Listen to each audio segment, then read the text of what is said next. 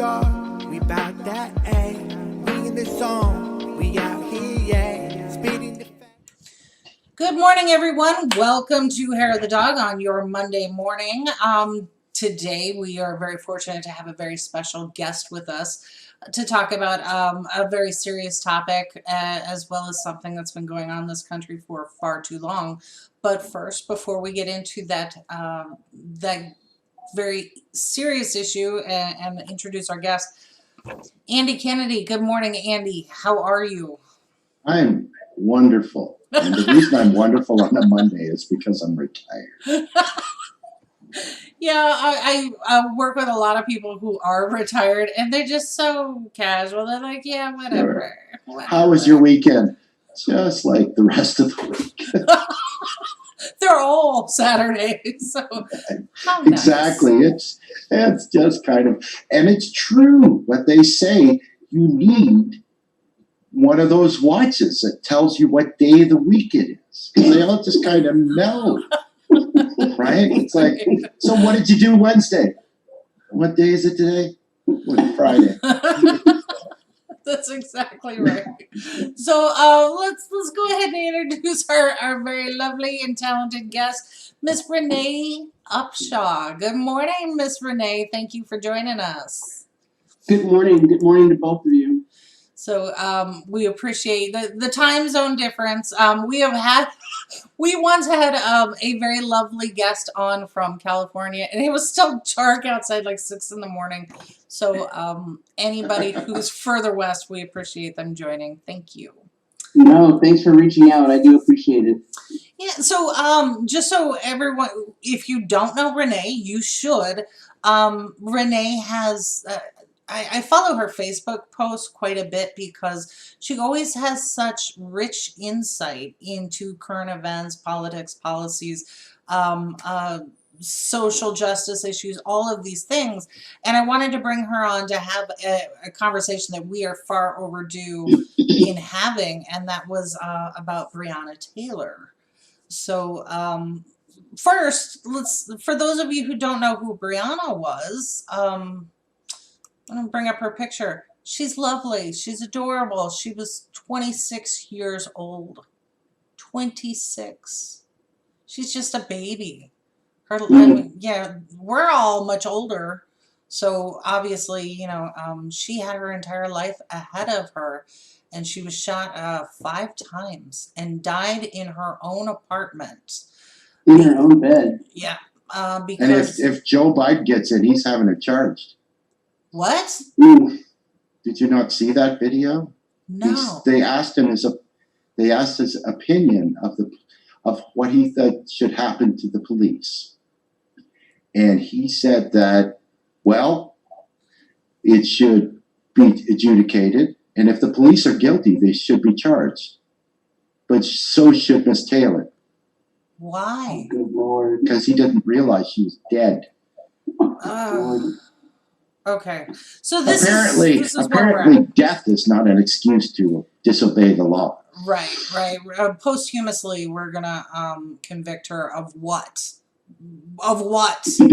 So this is why I keep my doors locked, so I don't go screaming out into my neighborhood when I hear these kinds of things, because it's like, are you not paying attention? I mean, who is surrounding him? Who is his agent? You know what I'm saying? Everybody has a handler. Where is his handler? Somebody's got to be socially aware next to him to say, excuse me, but, okay, here's what's really happening. You know what I'm saying? Even if it's in the form of a cue card or a flash card. Well, he has a long history, right? So he does have a small platoon of handlers. You've seen them in the background. But he's just got so much of that antiquated old man bullshit in his head. It just comes out. So well, and the other thing is that they can control the narrative if something is recorded. But as a candidate for president, there are going to be press conferences. There's going to be things where they don't know what's going to come out of his mouth, right? Like when we did the podcast with Mark Blythe, he said I could just see him at the debate with Trump. All of a sudden, he's going to say, Where are we? France? I Mm-mm, like mm-mm, France. mm-mm, What are you talking about? mhm, Like that's a possibility. As funny as that might be, mhm. don't know if he's going to have a moment like that. Right, and that's well. It's funny you mention that because the debates are coming up at the end of the week, so that'll I'm be betting on it. yeah, exactly. So let's pivot back to Breonna Taylor here, and unless somebody's been hiding under a rock, she was murdered in March, and we have been waiting all this time for charges against the officers who were executing a no-knock warrant. That's just where they can just come into your home. So much for your amendment rights. Was it this the Third Amendment or the Fourth? I'm getting them confused. I'm sleepy, but Just making it up. But here's the thing, though, ma'am. I mean, if you're going to have a no-knock search warrant and you're going to execute that anytime between 12 a.m. and 6 a.m., I would just really recommend not no-knocking at in the middle of the night. Why don't you do it during the day, when the sun is out and people are awake and you just gently knock on the door. We're here to serve a warrant. We're looking for so-and-so and such and such. I mean, these guys came combat ready. Okay, 3 of them. They come combat ready. And according to the neighbors that actually live in that complex and right next to her, heard no knocking, of course, because it's a no knock, but they didn't hear any announcement like, "Hey, we're the police and we're here to serve a warrant." They just kicked in the door, which caused the boyfriend to wake up because, of course, he's in his home. He has a gun. Guns go off. People get shot. She's dead. The officer gets shot in the leg. Somehow the body camera got shot too because it was off. Or wait. Now I need to stop you right there because just yesterday somebody found a witness that claims they heard the police shout police. Exactly. So now we have a witness that is going to say, "Oh, well, I heard," but you have like a majority of the neighbors who live right there in that area of that apartment, whose apartment probably got a stray bullet, didn't say anything about the police announcing themselves. Like it was just a shock to everyone. So my contention is stop serving these no knocks and executing them between 12 a.m. and 6 a.m. Nobody's going anywhere, okay? The cops can stop anybody they want in and out of that apartment complex. They can go to that person's job, or they can just sit right outside the front door and wait for somebody to walk out. That has always been my contention. There is no need for this Hollywood stunt because it really, and I don't know if anybody's thought of it from this perspective. What the hell are you looking for at 2 a.m. that you can't get at 7 a.m.? Well, okay, so I live in Chicago, home of the no-knock warrant case of Fred Hampton. Fred Hampton was shot 56 times on a no-knock, right? So we're real familiar with it, and it's been around for a while. But it's interesting. This warrant, the information that is available right now is the warrant was requested because they maintained that Breonna was getting suspicious deliveries to her apartment, and now a postal worker, and I forgive me, I don't remember his title, but he's actually saying no, that wasn't the case at all. So now the argument for getting the warrant itself has come under question. And then there are allegations that Breonna's boyfriend, who was with her at the time, was actually the one being pressured to leave his home for a gentrification plan. So all of that still none of that was presented to the grand jury. None of it. No, and not also the person that they were actually the gentleman, the male citizen that they were actually looking for was already incarcerated at the local jail. So they made many. It's almost like one of these things where the universe purposely protects us by having these happenstances happen. So the person you're looking for is already looked up. So you really don't already locked up. So you really don't need a warrant looking for somebody who's already incarcerated. Mm, He's not living there any longer. What are right. you doing knocking on her door looking for him? Okay, So, I see that's the part I don't get. And that's what makes me really mad about prosecuting attorneys in the grand jury. You know, America is like the last country to use the grand jury process. And the grand jury process was written specifically for a prosecutorial tool to get a case in front of a jury. So they get to come up with whatever they want to come up with, and they present it to the grand jury. Some are secret, some are not. Okay, so we do have a secret grand jury here in America. But the Kentucky in Louisville has a grand jury. The prosecutor comes up with his or her case and presents it to, and then they come down and say, okay, we're going to hand out an indictment. but, When it hasn't even gone to trial yet.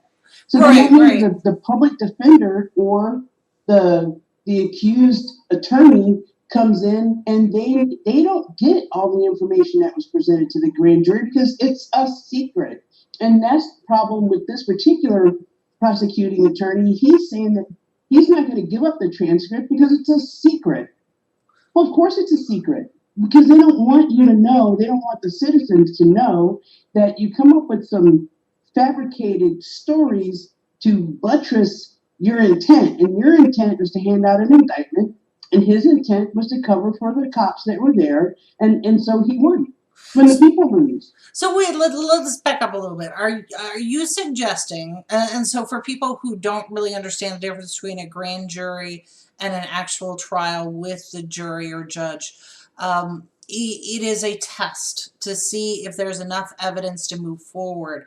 So are you saying that in this case, the district attorney lowered the bar and brought lesser charges, thinking that maybe that would pass the test with this grand jury rather than going for negligent homicide or something of a higher degree? Is that what you're suggesting?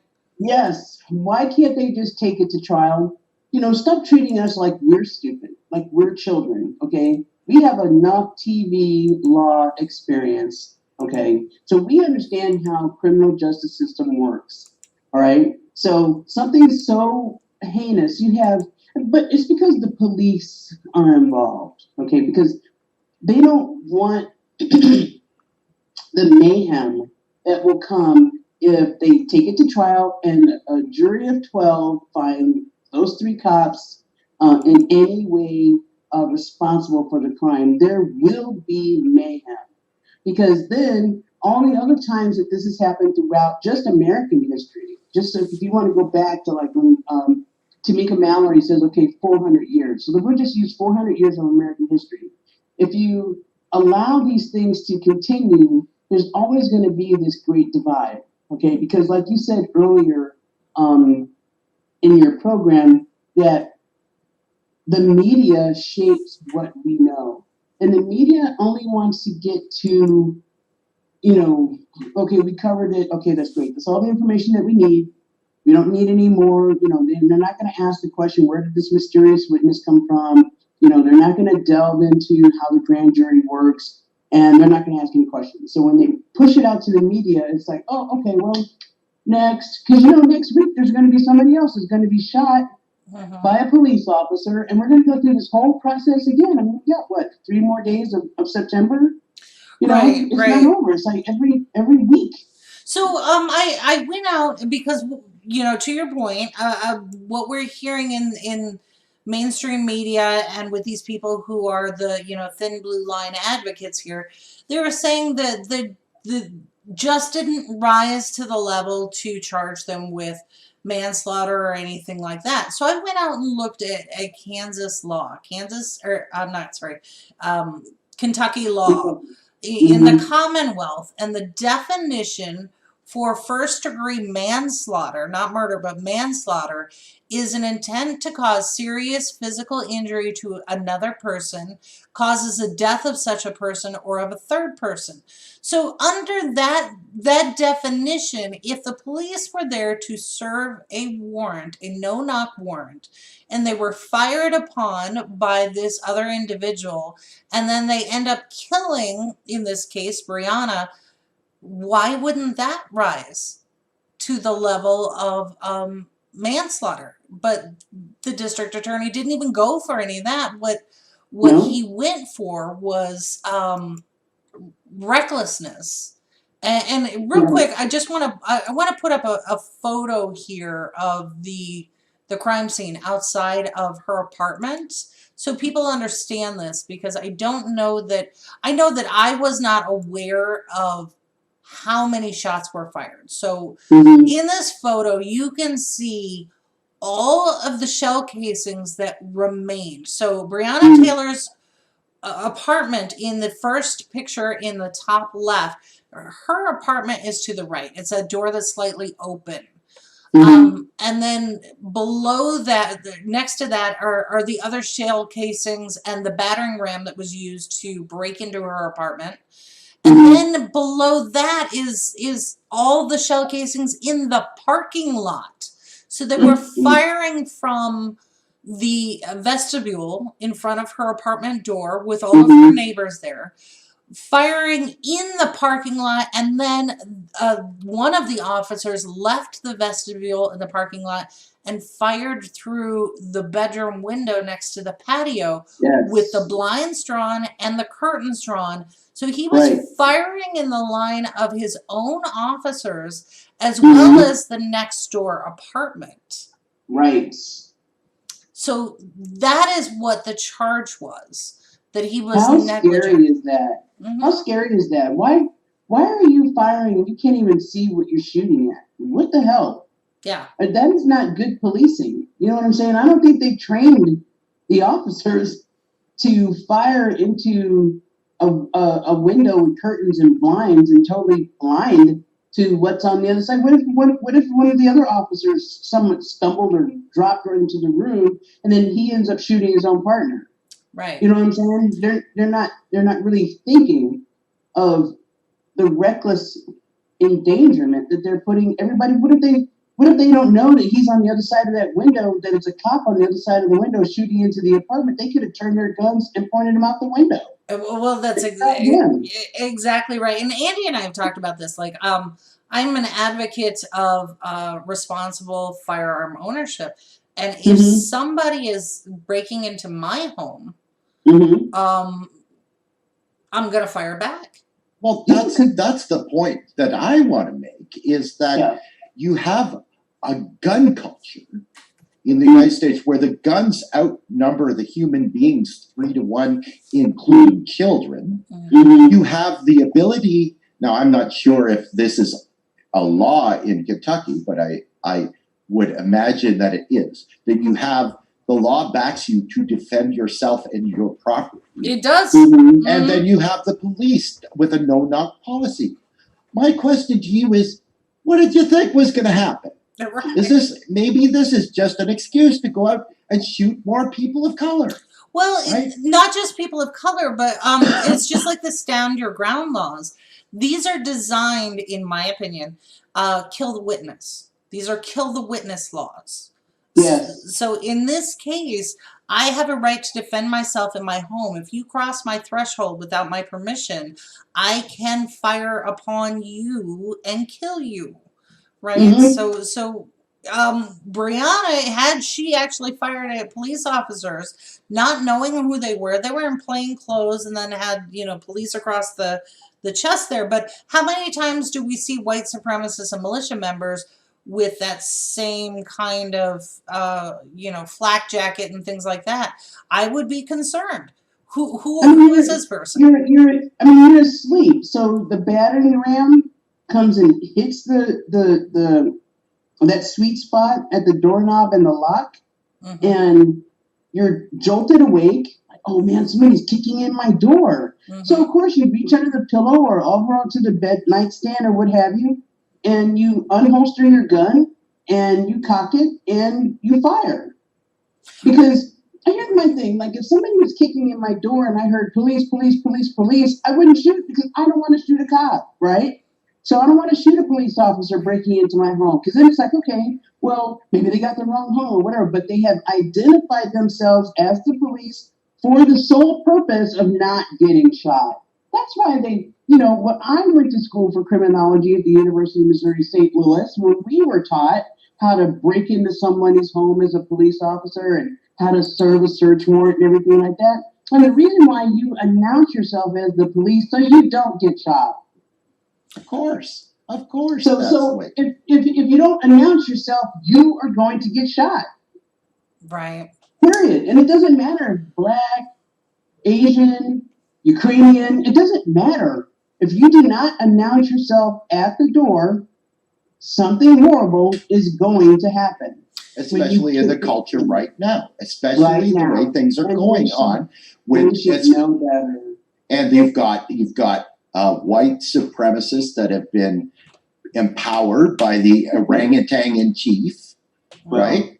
That's it's a dangerous time for black people in this country. It's horrible. And I know that I was stressing that it's for persons of color, that it's for a lot of people right now, but it's almost like you're setting up the conditions that this is going to be the inevitable conclusion, as if that's the conclusion you want. And just think about our Latino brothers and sisters, like in Arizona. Every once in a while, we'll hear stories of the militia who have charged themselves as being Border Patrol agents busting in on people's homes, and stuff breaks out. And then when Border Patrol shows up, and then when the police actually show up, they have to sort all that out. Okay, so what happened? Okay, so Mr. and Mrs. Lopez were sleeping in their home when Mr. Militia comes busting in pretending to be Border Patrol or INS, Immigration Service, or ICE, and then, gunplay start, some people get shot, and then the cops show up and they have to sort all that out. Well, what the hell are you doing in Lopez's house pretending to be INS, ICE, Border Patrol? Right.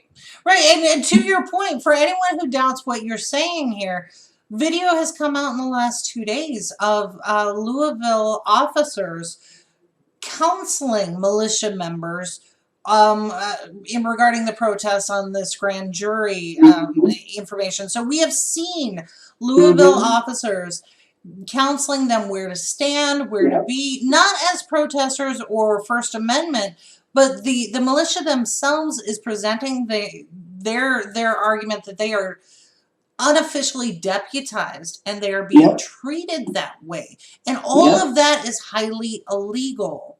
But yet you can serve a no-knock warrant on somebody who has no criminal record. She was at home by herself. The evidence presented to get that warrant was so flimsy and just word of mouth that somebody signed off on it. So why are we not now looking at the judge, right? So there's one comment that I really want to put up here. So this is the statement by the district attorney out of Kentucky. And I hope everybody can read this at home, but I'll read it. It says, in part, my job as a special prosecutor in this case was to put emotions aside and investigate the facts to determine if criminal violations of state law resulted in the loss of Miss Taylor's life. This included examining the actions of Sergeant Jonathan Mattingly, Detective Brett Hankinson, and Detective Miles Cosgrove, the 3 officers who fired the weapons in the early morning hours of March 13th. And then he goes on to say, when examining issues regarding potential civil rights violations, we determined that any such violations are better addressed through a federal-led investigation, and issues involving potential criminal acts concerning the shooting are better addressed by state-led investigations. So here he's talking about 2 separate investigations going on in in some cooperation with each other. And then he concludes and says, in my mind, our investigation focused on the events that took place in Miss Taylor's apartment on March 13th. So with that statement, I took it to mean that there may be more charges pending based on how that warrant was obtained, what evidence was provided, who chose to wear a body cam and not turn it on, who fired upon their own officers from out in the parking lot. There's so many issues with the decision making in this case that we can't stop at just the results. Yeah. So do you take it the same way that I'm taking it, that there may be federal charges coming and that they were just addressing state law in this last week? I hope so, because the FBI has already keyed in that they know who killed her. Mm-hmm. So, and they've already named the officer that they believe killed Miss Taylor. So I'm hoping that, we can move forward and, maybe in a couple of years, we'll finally wake up one morning and find that the officer that actually killed her is going to be doing some time, and the other officers are going to also suffer a similar fate, but these cases are just so, they're just so difficult for the group, the police association, the fraternities, they don't want to see any of their officers harmed or incarcerated.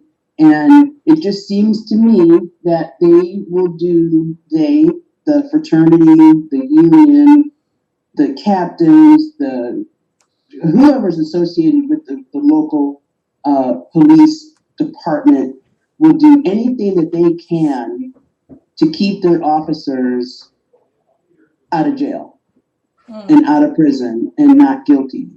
And they just prove that every time something happens, and I'm going to just say, lies upon lies upon lies. And then you're going to go out, you're going to go find some people to lie for you.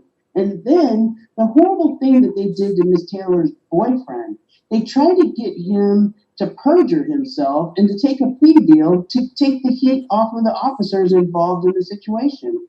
That's where it's like, okay, you know what? Ollie Oxenfree, this has gone too far. Let's get it going. Let's take it to trial. Let's get this over with. Because now you're going into territory that is just totally so sinister. You know what I'm saying? They tortured this man for months and tried to make him guilty to absolve the police from killing his girlfriend. I just thought that was just too far. Okay, so you bring up a valid point, because there was another case going on at the same time, and this was a civil case. And that information came out during the civil case, that the boyfriend was being tortured by the police to coerce some sort of confession to whatever. And the family has since been awarded millions of dollars. But here again, it's not the Fraternal Order of Police. It's not the police department. It's not even, the officers themselves who are being penalized with that judgment. It is the taxpayers of Louisville who will have to come up with $12 million. Right. Nobody has $12 million. So I think it speaks to, while you can't bring that into one trial or the other, it speaks to there is some culpability here that obviously came forward for that judgment to be handed down. Hopefully, do you think we'll see it either in a potential federal case, or are we completely out of hope with the state case? I don't know. I don't know, Carrie. I hope it does. In this climate, we don't have a real strong Department of Justice, at the federal level. It's clownish. It's dangerous.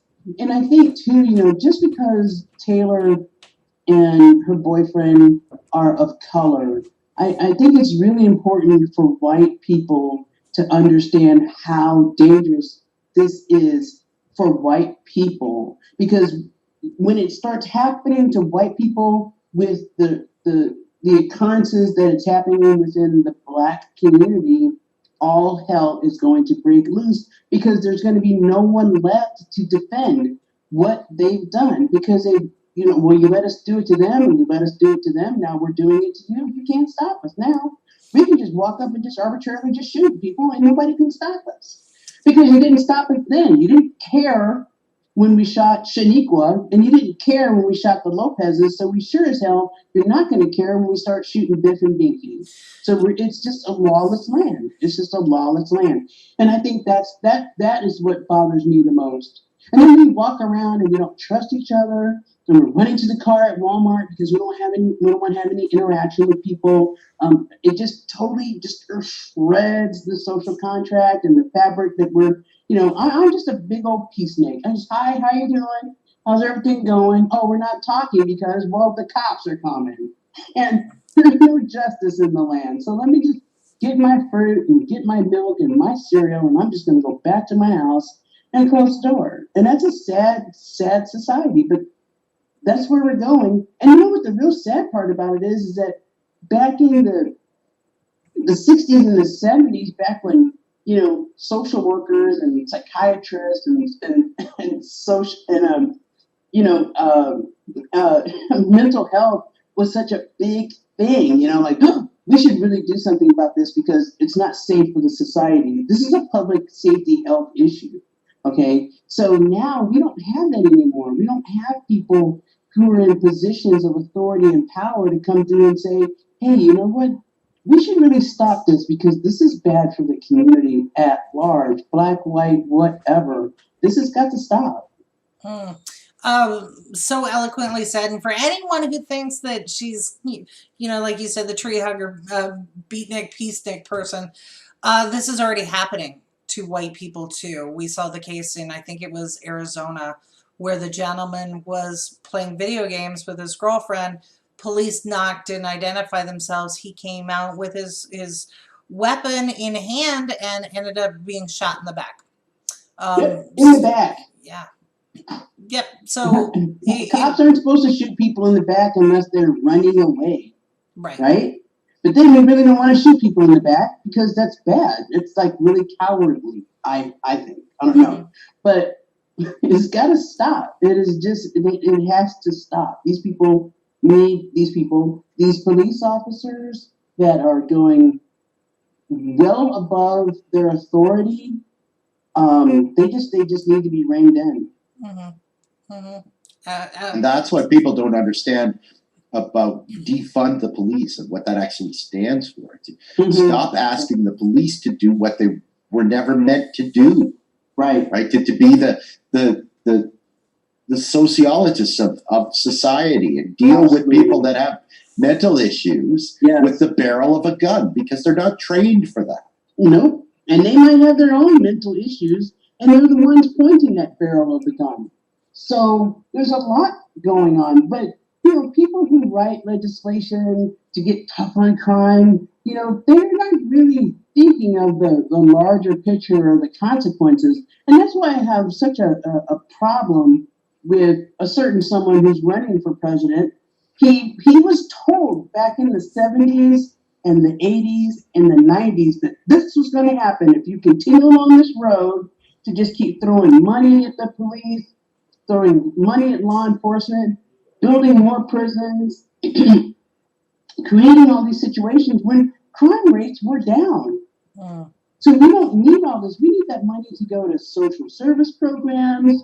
We need that money to go to school lunch programs. We need that money to go into education and stop stealing the money to go for the good to go to the police because that's not, the police are not social workers.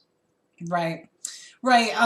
And I think one of the things that I do want to explore a little bit more, and we're running out of time, but we're seeing now military members who were on patrol in the green zone in Iraq, and then in Afghanistan, criticizing the way that the police are responding to what they perceive as threats, because they're saying in the military, we are being fired upon in multiple ways, and yet we are trained in a step de-escalation process. And before we ever fire a weapon, we have to go through all of these checks and balances in that moment. You can't just pick up your weapon and fire. But we haven't given that same training, apparently, to our police officers. All we've given them are advanced weapons and the technology to kill more efficiently. Now go out there and get one. Yeah. Yeah, It's exactly. insane. What was it? They're talking about in Louisiana, it takes more hours to become a hairdresser than to become a police officer. Right. Right. Right? Right.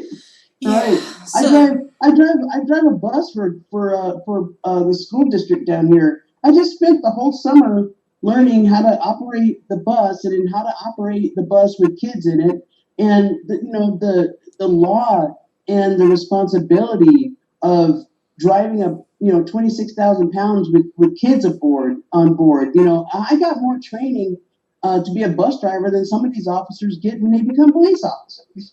And I'm held to a higher standard. Oh, well, if you hit a parked car or if something happens to that bus while there's kids on it and it was in motion, we're going to call you in and we're going to get some urine from you and we're going to do a drop test and then we're going to retrain you. And then if we find a speck of something out of whack, you're fired, to drive a bus with kids on it.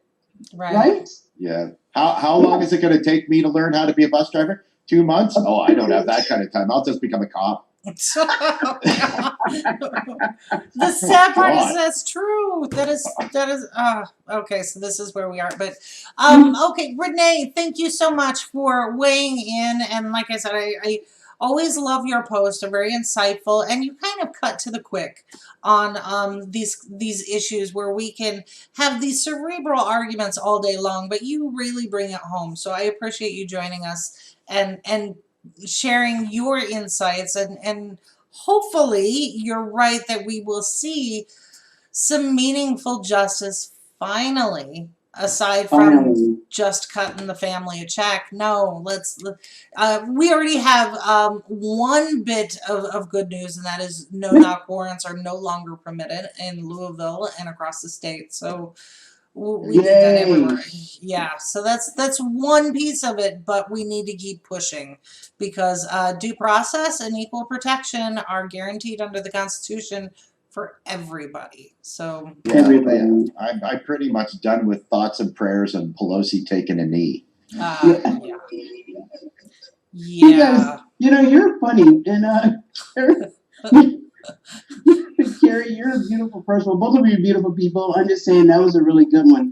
But thank you for sharing your time and the energy. I know it takes work to do these programs, and you guys just keep doing what you're doing. And if you reach 3 people with your program, and hopefully you reach more of them, and you touch 3 people, those 3 people, they go out and they touch everybody in their family and in their community, and that's the only way it's going to happen.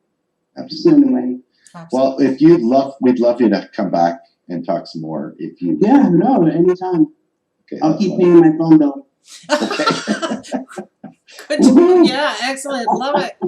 All right, for me and Andy and our lovely guest, Rene, everyone, try to have a good day. Be nice to each other, and try to interact. Stay off Twitter. Yes, stay off Twitter. Twitter's an evil. I love Twitter. So, I know you would. Yeah, I'm snarky. I'm snarky. So, yeah. You guys have a great week. You too. Thank you so much. All right. We about that A, bringing the song, we out here.